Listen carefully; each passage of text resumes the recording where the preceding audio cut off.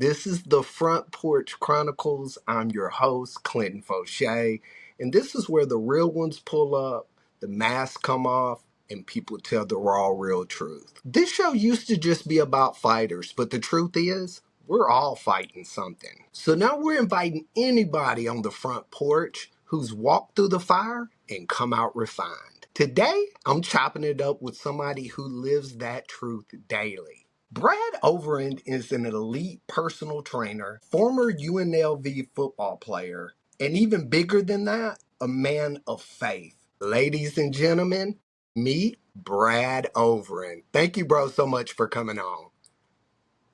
Thanks for having me on so much. I appreciate it. I look back to when we met and it was just so organic and faith based. So I'm really excited that you reached out to have me on your show.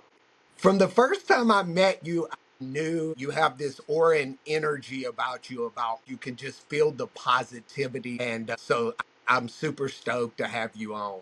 Let me ask you this, taking it back before faith really clicked in, back to your football days, back to your younger days, what was it then that motivated you? That was it proving yourself? Like what do you feel like was your motivator? To be honest, I was a late bloomer. I never keep it to the point, but there's such a depth to the story. But my childhood, I didn't really both parents were very involved and loving towards me, but as far as structure of hey, you need to go do this. My mom was in the hospital a lot. My dad didn't know.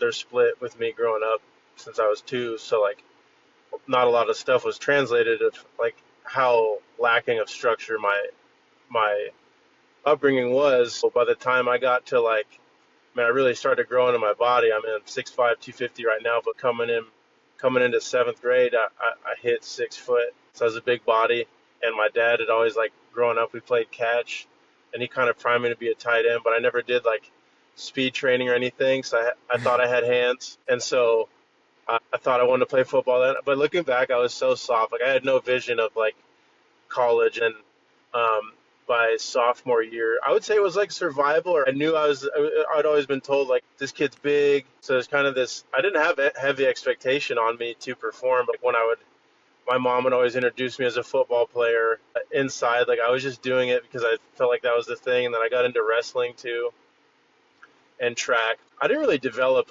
an intention for the sport, specifically football. I would say I didn't really I wasn't really wanting to be physical till my junior year of high school. I was always big kind of softy. And then my junior year, things started to click, and I'd say it was I don't want to say I was surviving, but I wasn't in thrive mode. So I definitely faith was just getting introduced then, but it was very very surface level at the time. Yeah, it's funny how when it clicks, it finally clicks. Yeah. But when did you really start to find faith and kind of have that mindset? I was long done playing, I'll tell you that. I got into coaching by that point. I got officially baptized in 2020. So Uh-huh. mind you, I finished college in 2014. Graduated high school in 2009. I redshirted at UNLV, and then I played. So I redshirted, and then I played 4 years. Lettered for 3. Was never in the starting lineup for the offensive line. I was always a special teams guy, but I was the sixth man. So I played tackle both sides, guard both sides. But all those reps, I was a huge weight room guy. I was um, pound for pound one of the strongest guys on the team. There was 2 DBs, and then me. I did the things, I Yeah. didn't delegate enough time to film. But faith wise, that didn't really fully. I had some Christian introductions in high school, and then I was involved a little bit with FCA in college, but I didn't get baptized and really crack a Bible by myself until 2020. Yeah. So I like you when you said bloomer, I've been through a lot of stuff. And so for a long time, I wondered why me, God? Why? And I felt like going to church, if I go to church and people find out the things that I've been through, they're going to think I'm weird or I'm going to be condemned or whatever. But it was like one of those things that sometimes you have to go through journeys to understand the full emphasis. And, and fully dive into faith and not just the surface level, like I'm a Christian. A lot of people say that. A lot of people use that very loosely, but they don't actually live that life. And with Right. that, we're all going to fall short, but it's picking ourselves up and submitting once again to his faith and knowing that whatever he's gonna do, and we just have to have faith and belief to know it's gonna be something better for us in the end. So everybody talks about the highlight reels. We've become a society where it's kind of one of those things we talked about is social media and stuff like that. We have to be on social media and we have to almost put on this, I don't want to say a front because we're real, but we can't always post everything on the gram because, again, we run businesses. So let me ask you, what was something in life that really rocked you? Not just physically, but like rocked you emotionally or spiritually? That's deep. I know. Yeah. Well, I'll try to keep it in a nutshell because there's been layers.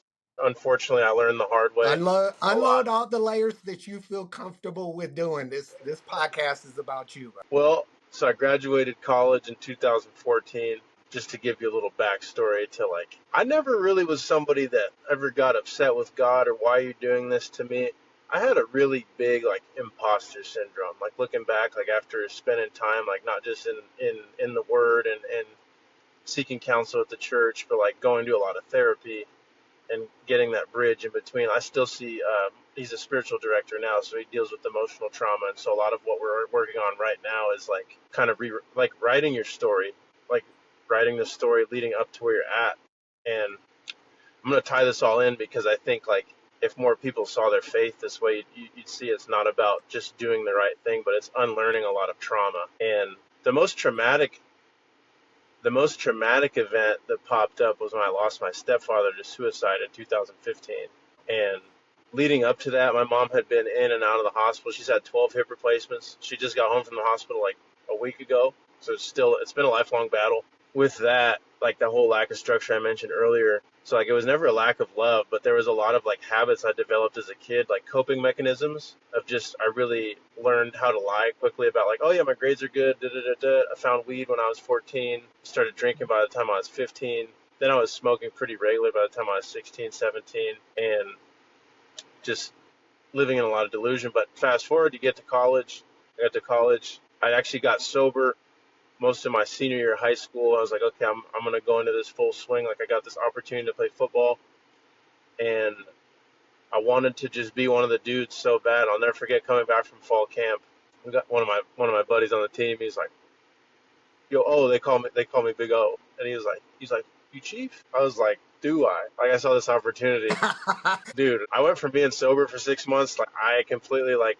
I remember I was wearing like tie-dye shirts to meetings. I just wanted to be that guy. I wanted to be like Spicoli in Fast Times at Ridgemont High. Like I was like tried to embody that because I just was like that's my thing. I wanted to just fit. Fast forward, like running from a lot of stuff. So then 2015, I would just say like even through college, I didn't really didn't effectively watch enough film. I didn't do like the body work. So I would show up to the weight room. I'd lift hard. If this says anything about my character, my football coach on the third failed drug test, he's like, Overand, I want to cut your ass, but I can't. He's like, you're early. Your grades aren't great, but they're not bad.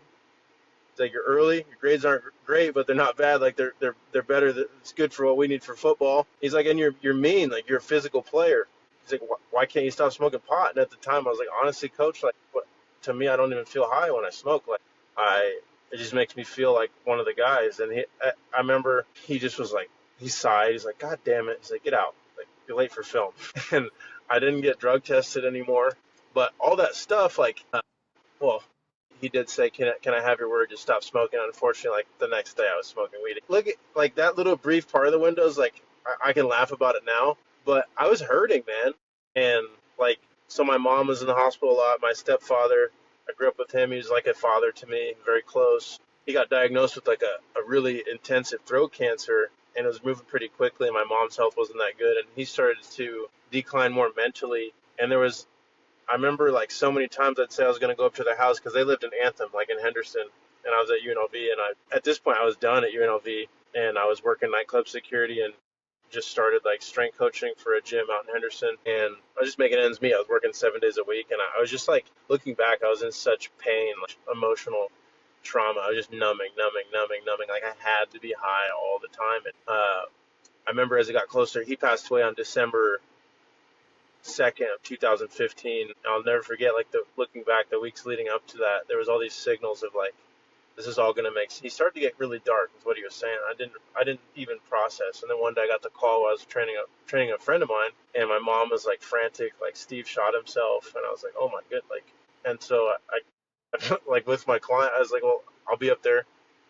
And I told the client, like, oh my God, like, get out of here. And so I go up there. And that was, like, looking back, that just ripped a big hole in my world. And didn't really know, I could not get sober at that point because what had happened, they were getting evicted. The constable was in the house. While that was happening, he went in the back room and decided he didn't want to be here anymore. And so in that process, there wasn't really time to process. We had to figure out, like, that happened on like a Friday, I want to say. She still had to have her stuff out by that Monday. So then that whole weekend, like, my first thought, unfortunately, was like, I called my buddy Mac. I was like, dude, bring the bag, you know. And I was just trying to get by. That's how I knew to get by. Like, if I could smoke, then I could handle things. And that was like the relationship. So, I mean, fast forward, I didn't really start to get sober until I started to have blips where I'd wake up around 2018, and I'd be like clean for 3 months, and I'd go down the rabbit hole with other things. Mind you, I did nightclub security too, and like, but the underlying theme was like, instead of getting mad at God or mad at other people, I would just like take everything inward and like say, what's wrong with me? What's wrong with me? What's wrong with me? Nowhere was I thinking about praying or like anything like that. I knew God was there. I remember in where he started to show up. I remember, I don't know if you got to be familiar with the band Korn. Yeah. The lead singer's testimony. One night I was watching that on YouTube because I was getting really dark at this point, and I was like, I didn't have plans to end my life, but I was getting like really just like, what's the point of this? And was feeling really flat. Like, and I remember in that moment before I went to work, like I was taking some shots and I was smoking, and I was like, I just started talking. I was like, Jesus, I don't question that you're real. I really don't want to be here anymore. I don't really see the point, but I want to be here for my mom. And I was just kind of like, I never had ill will on anybody. You know what I'm saying? Like, I'm not really an angry person, but just felt so flat. Like, looking back on it now, it's like it's two different people, and it's so long ago. Like, that's how much he's brought me through now. How much like intensive healing I've done, like just surrendering in prayer.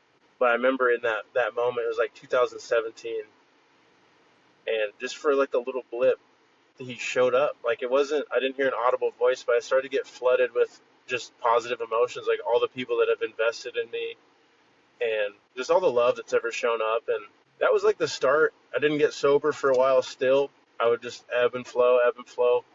But yeah, I mean, that suicide just really ripped a hole in it. And actually, like in 2016, I want to say, one of my former teammates, he took his life, and I was close with him. And so for a while, I wasn't really like, I had such a negative relationship with myself that I wasn't even like, well, how could somebody do that? I was like, I get it. Like, this shit sucks. Like, when does it stop? And Yeah. only now can I look at that and just, now that I have an appreciation for life, like I don't want to say I didn't have an appreciation then now, but like I got almost to 2 years. I had a relapse a few months ago where I drank one beer, one shot. But other than that, like, it was coming up on 2 years. So I still wrestle, but I think that point, like, sorry, I went No, down it's the rabbit okay. hole, but It's okay. just like tying it all together, because I think about where I'm at now versus where I was, and it's nothing short of like, yeah, a lot of my habits changed, but I think the condition of my heart is what God has been transforming. Because once I got sober, removed the substance, then you're dealing with the flesh, like and you hear this like with people in recovery, like the substance is the very tip of the iceberg.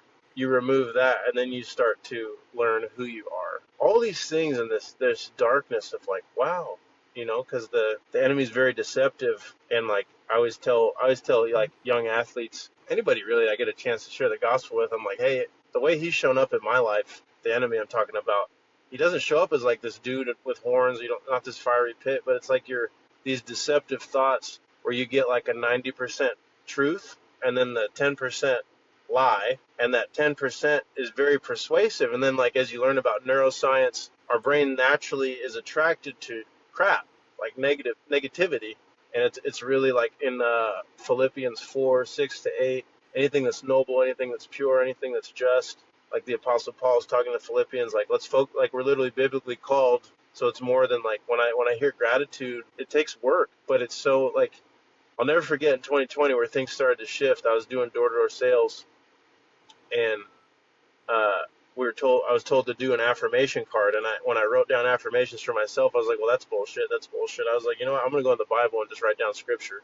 Like, I don't really believe anything about myself that I'm going to write down, but I'm going to start saying these scriptures in the mirror. And it was like the basic ones, like Philippians 4:13, I can do all things through Christ. Ephesians 6:12, we do not fight a battle of flesh and blood, but it's a spiritual warfare, a lot of principalities. And 2 Timothy chapter 1, verse 7 to 8, God did not give me a spirit of fear, but of power, love, and self-discipline. And I would say these in the mirror, and I started to feel better, but only in the, like, just think about 2020 to now it's 2025. It's crazy because what I'm learning now is learning to just sit more, because it's not about being up here or staying down here. It's not really about avoiding the low or avoiding the high. It's just like experiencing life and just removing that veil of like the way things should be versus where they are, and then being grateful for where they're at.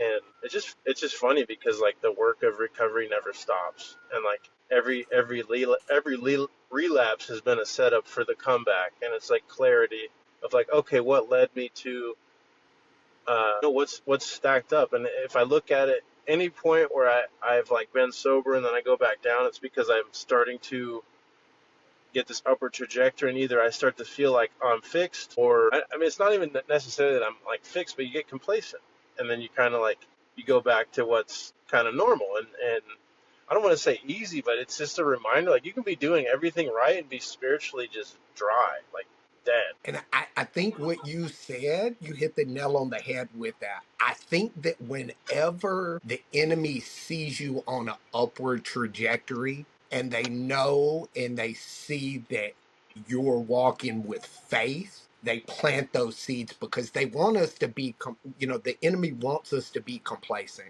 He wants us because if we prosper and we glorify God through that, that's a fight that he can't win. And so he's going to continue to try to pull us down. A lot of people check off religion like it's a ballot, like it's a checkbox. For you, Yeah, it seems deeper. I feel you walking in that faith. Let me ask you, what do you think really made that shift happen and make it more like, okay, I know this is what I need to be doing? Was there a moment in time? just perpetually. I mean, because I would, like I said, I'd get sober in blips, and then when I would fall, I'd fall hard. Like, I mean, we're not talking like at this point it was past marijuana and like a drink or two. Yeah. It was like pills, pound, like whatever I could do to alleviate, and that would lead to like me saying stuff I didn't mean to like my family. I think 2022 was the real wake up call, where when I relapsed, then like ultimately led to me moving out to Southern California. Got admitted to a rehab facility against my will, and that was having 7 days in there to really reflect, and having a conversation with my dad where he was like, hey, I love you, and I'm always going to love you, but I've invested a lot of time, and it's hard for me to watch you kind of implode, and I don't know what to do. And I think I might need to distance myself from you. And that was like, like, hey, I'll be here in emergencies, but I really need to like step away from you if you can't change, because I can't watch this. And that was where that made it very real. I Then I could got feel motivated. fear. I could feel fear and scared when you said it. I could feel it. Yeah, yeah. And then like now, if I look at now, our relationship is better than it's ever been. And like he asked me about it for advice on, because like his trust has been burned at times by people he's invested, like family, and get hurt. Really now, I give all the credit to God for changing my heart. Like because if I look at when I was addicted to narcotics, the idea of being sober, like there was a point in my life where I couldn't think about like 3 days in the future. And it's crazy because now I'm learning to ask for more from God. Like not like I'm over here self-righteous, but like damn, I haven't even dreamed. Like, I never even did my pro days. Honestly, I never even did my pro day as an athlete, and like that internal view of myself was so negative and I was so Self. disillusioned.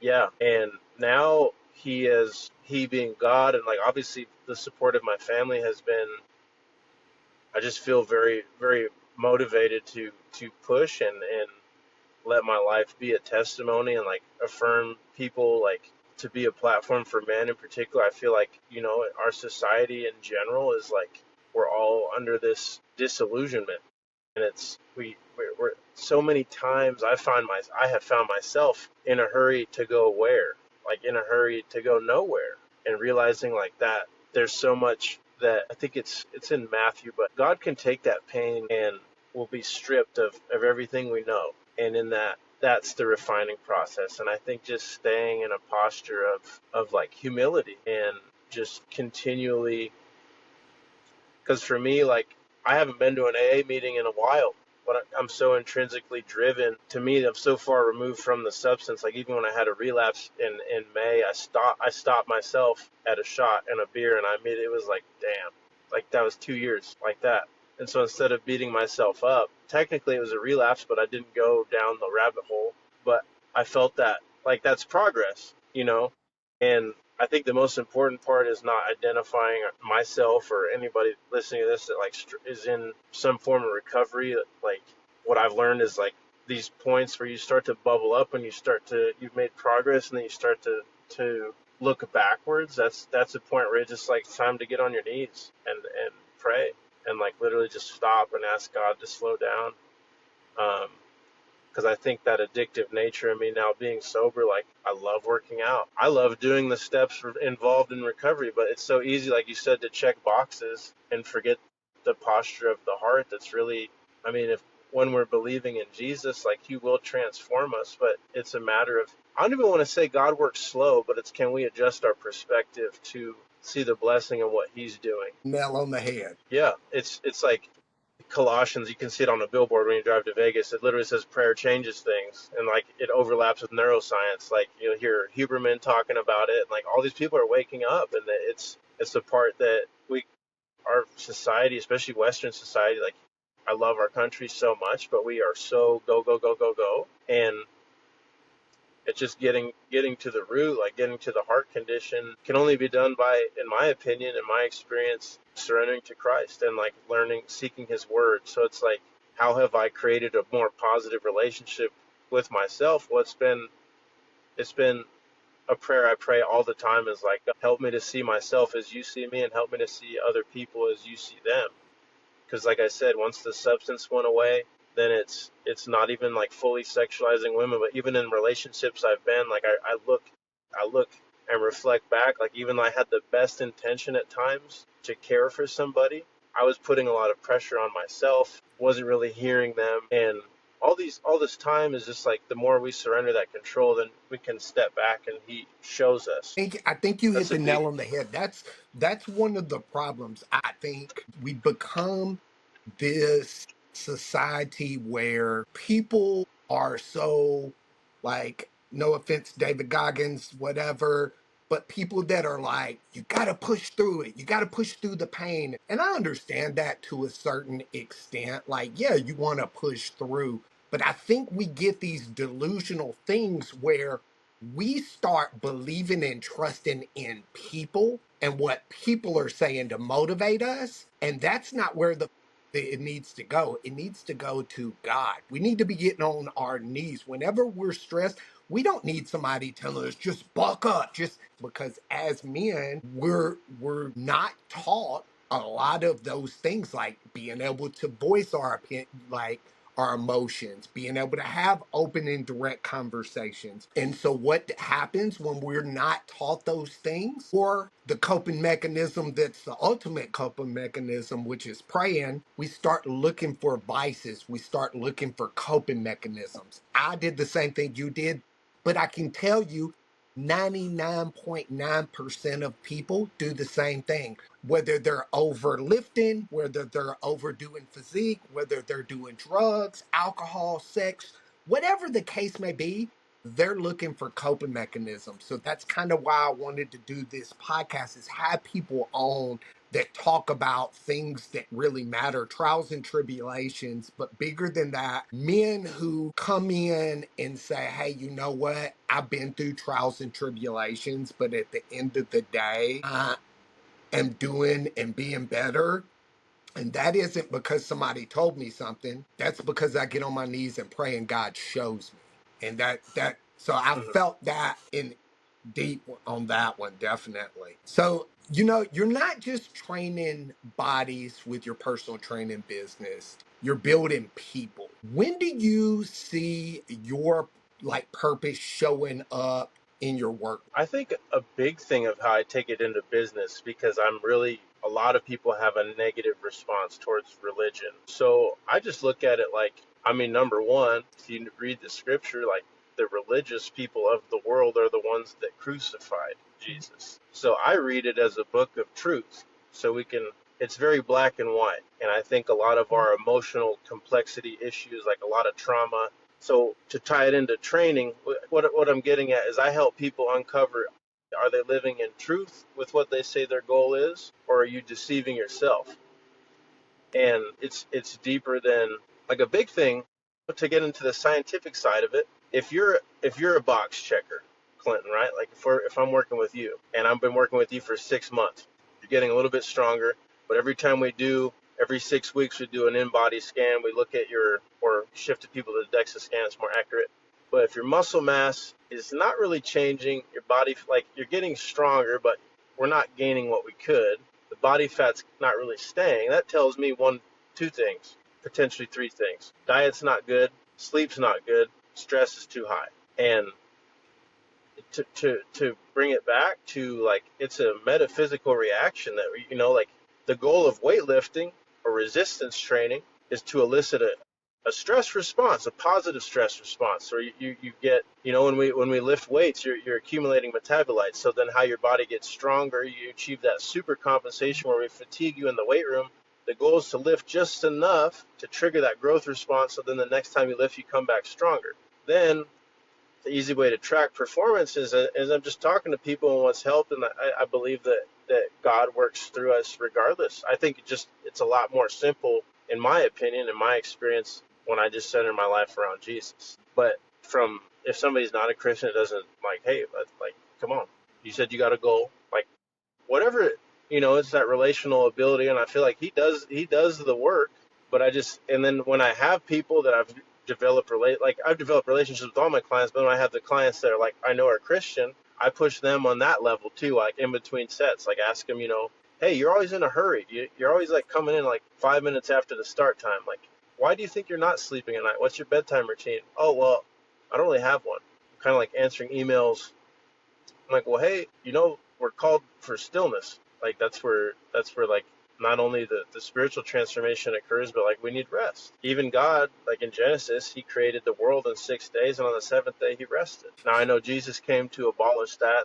They tried to get on his butt for performing miracles on the Sabbath, but just, to tie it back into the physiological aspect, like, it's about balance. And so, like, I re- to I respect David Goggins. I love that man. I believe he is a man of faith.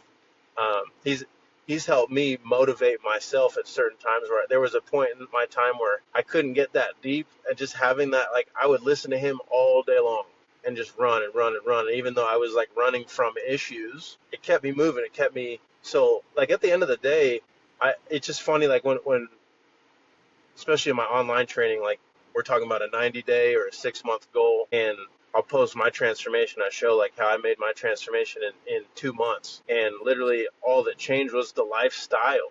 I wasn't tracking macros. I just was running every day. I was lifting, and I just got tired of my shit. So now that that was one aspect. That was the former athlete in me, just like, all right, Brad, you know what? We're going to prove to your dad, we're going to prove to you that, like, let's not burn that bridge. I can be accountable. And there's levels to it, because then that self, as much as like there is that intrinsic switch I made, there's been times where then I would just run into burnout. And like, I think when we're trying to achieve great things, like, you're going to get burned out. It's natural, but it's like, how do you Handle that. how do you respond to that? Yeah, how do you recharge? And for me, it's making time for stillness, because what happens for me, I still experience burnout. Literally, the productivity would be like this, it's climbing, but then also like the caffeine use goes up, couple extra zins in a day, and then you just boom, and then it's like 7 to 10 days of climb, and then crash. So it's like, how do we just live in that plateau? And it's just checking in with yourself, and like, I think just, to tie that into how I approach training with everybody, it's I've been fortunate to be doing this for 11 years, and as a former athlete, and then just like the spiritual component is like staying checked in, and asking those questions, like, what did you eat today? How are we sleeping? And literally just having like a personal connection to the lack thereof. Like, I can notice it. And when a client, like, if I know the previous 2 sessions we've hit a certain weight, for a certain amount of reps, and then all of a sudden that weight's hard, it's like, okay, you're fatigued today, or you didn't, like, okay, if you slept well, you probably didn't eat enough, probably didn't eat enough carbs prior to the lift. And just breaking that down, and the goal of me, or like any practitioner, is going to be like, how do we improve our client outcomes, like improve that and then if somebody's repeatedly hitting a wall, I've learned as I've grown in my faith, like, I remove the fear. It's like, hey, I love you, but I think we should take a break if you can't change this, because otherwise we're going to sit here and spin our wheels, and like, your time's worth more than that, my time's worth more than that. Like, I don't want to take your money. And I think when you hit somebody with that, it just speaks a different volume, because it's not like, that's not religion. That's just facts. Of like, it's kind of like what my dad has told me, that I always hit was home, just of like, I'm fixing to not mad. say it. The way you were saying it, I was the first thing that popped into my mind when you Yeah, said that was yeah, what you said about what your dad said to you. It was like yeah. you talked about, and something that you kind of said was you had self-doubt and those things. Think for me, I feel like that was God's way of putting you on the platform that you are now and putting you to be successful. Those trials and tribulations, it's kind of like one of those things that I always tell people.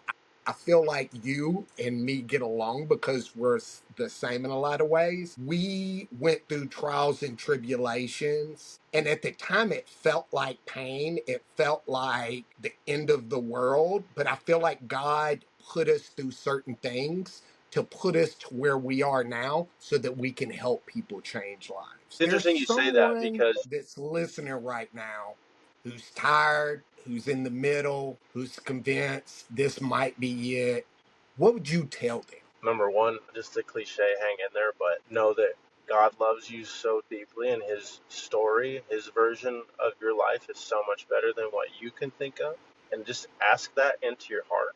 And I bet my life that he'll show up in your thoughts. And just to take a deep breath and know that whatever you're going through is temporary. This life is a vapor. Everything that's going on right now, it's like in our car. If the warning light's on, you need maintenance. So if you're stuck in a habit, you're stuck in something you feel like you can't change, just something I love in AA, just super non in it, like, just start praying, like, just surrender, admitting it, admitting I'm powerless over whatever's going on, and God, you're so much greater, and just, can you help me see what your will is?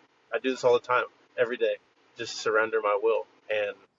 You just got to sit, and in order to listen, you got to be silent. So it's like, you don't even have to meditate, but just don't be on your phone, but just let that, like, if you're overwhelmed, just know that, like, that's God's like calling to you. He wants you to come home. I am gonna have to go for a run after that. Woo, bro, I felt that. You know what I love about your story is it reminds us uh, about strength, not physical strength, because you're a big, strong dude. But for me, it's your strength to keep showing up. It's your grit, your determination, and your willingness to submit to God and use your trials and tribulations for His will, right? Knowing that that's our ultimate goal, is to lift Him. And for me, you get all the respect. A lot of times as men, we say attaboys and pat them on the back or whatever, but we don't wholeheartedly, intentionally tell them. So I want to tell you, I'm very proud of you and for what you're doing. And, forever, you got a brother in Christ in me. And if you ever need anything, I'm always here for you. Rain, summer, it doesn't matter. Whatever storm, I'm here. Let the people know where they can follow you on social media so they can follow your journey. And anybody that wants to do personal training, nutrition, whatever it may be, this man is legit. Thank you so much for that. Yeah, my Instagram, I have not. TikTok, I haven't mastered that one yet, so I'll just share my Instagram.